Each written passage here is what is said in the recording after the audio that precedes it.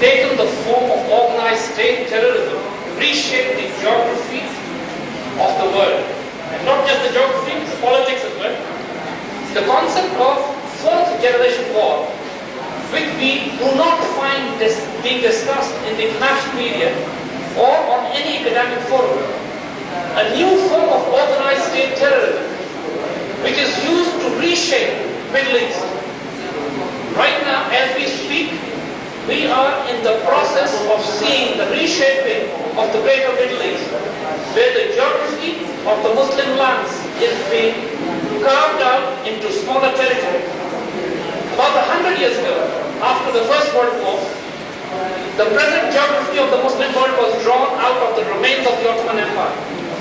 And after 100 years today, we see the geography of the Muslim world being changed once again in an organized state terrorism campaign called the fourth generation war. I would like to emphasize on this.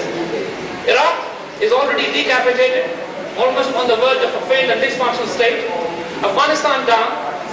Somalia decapitated, dysfunctional failed state. Libya decapitated and broken down into almost 2 states. Many more, Sudan bifurcated, disintegrated into at least 3 territories. Next in line, Syria, Egypt, a popular revolution hijacked.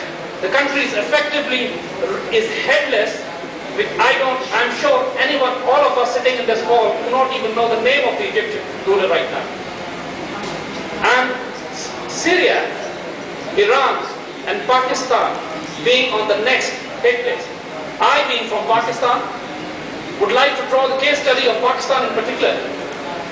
The fourth generation warfare, the concept, a new concept which is, again I will emphasize, not being discussed by the scholars, in which a country is dismembered on the Yugoslavia doctrine. Yugoslavia was a thriving state in Europe. Within 3 years, between 92 and 95, the state collapse took place, state disintegrated, the geography completely changed, almost 5 and 6 states carved out of it. To start with,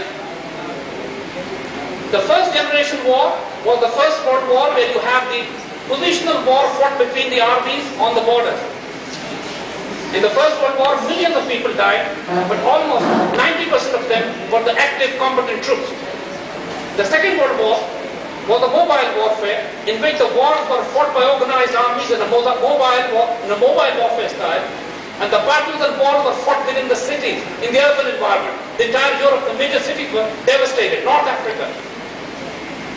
The third generation war was the Cold War, in which there was a nuclear deterrent, in which there was a nuclear balance between the 2 blocks, communists and the capitalists, democracies and dictatorships. But after the collapse of the Soviet Union, there was no need for the ruling powers, no need for the neocon, evangelical Christian Zionists to wage high-intensity nuclear wars against any states. So a new doctrine was developed. Soviet Union was disintegrated, it was experimented and perfected on Yugoslavia, and then post 9/11, the doctrine was then imposed on the greater Middle East. Dysfunctional, failed state, bringing in democracy.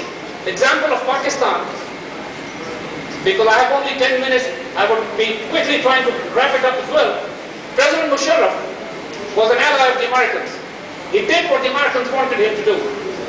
But when the next phase of the fourth generation war had to be implemented, Musharraf was removed, democracy was brought in by a failed, completely incompetent and corrupt regime of the People's Party. That brought in the economic collapse with it. Simultaneously, the country was exposed to high-intensity insurgencies of Tehreek-e-Taliban Pakistan, Balochistan Liberation Army, and street urban warfare, asymmetric, decentralized warfare, where Pakistani armed forces were engaged in the length and breadth of the country, with almost 40,000 people killed, and 10,000 soldiers and officers died in the last 5 years alone, with almost every day a suicide bombing or attack on the state taking place. With this, the complete collapse of the judicial system and massive injection into the Pakistani media, launching a massive psychological and information warfare, creating despondency, confusions, strategic deceptions, and bringing in creating a divide, urban social divide between various ethnic, linguistic and sectarian groups within the society. This most comprehensive war, which is now being waged on Pakistan, are aimed at breaking down Pakistan on the Yugoslavia doctrine. Pakistan, being the only Muslim nuclear state, is and was the prime target of the neocon always. Not just because of the nuclear weapon state, because of it being an ideological Islamic state, and also being a missile state, which has the capability to deliver the weapons as well.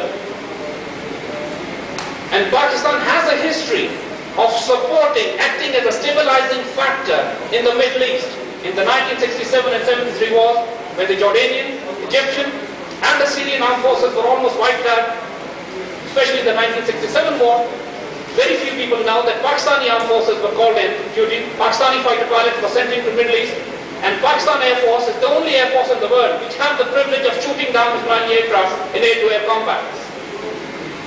And that was precisely the reason that while the reshaping of the Middle East was going on, to contain the threat from Pakistan, it was necessary to wage this fourth generation war onto Pakistan, to bog down, engage Pakistani armed forces, to create the global perception that Pakistan is a failed state and the United Nations must be moved to take away Pakistan's nuclear assets. The way the weapons of mass destruction, deception was created for Iraq. Now the Osama bin Laden drama that has been created through the media perception, psychological warfare, it is all geared to bring Pakistan under the crossfire of global state terrorism by the neocons. Gentlemen, Pakistan is the next battlefield now. We are in the middle of it. And the fact is that Pakistan is isolated diplomatically, globally, politically and economically, and except for China and a recent statement by President Mahmoud Ahmadinejad, there has been no support to Pakistan at any stage. And this is where we feel that if Pakistan goes down, the most critical counterbalancing factor in the Middle East and South Asia would be neutralized.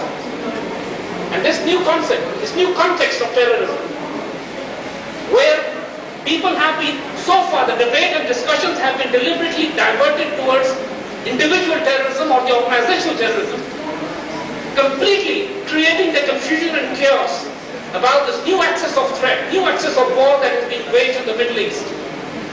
I would strongly suggest this forum